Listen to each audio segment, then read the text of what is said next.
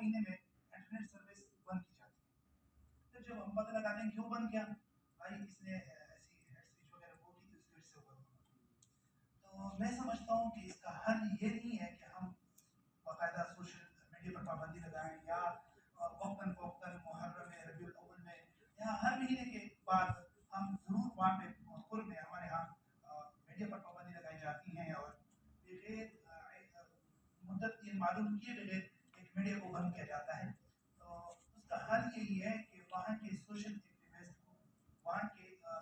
social worker کو، وہاں کی یوتھ لیڈرز کو جمع کر کے، چاہے وہ اہل تشیع کا ہو یا اہل سنت کا ہو، ان کو جمع کر کے ان کو میڈیا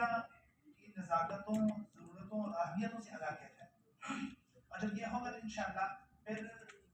نہ ہی غلط بیانیہ تشکیل دیا جائے گا، نہ ہی فیک نیوز چلائے جائیں گے، اور نہ ہی پھر میڈیا کو بند کرنا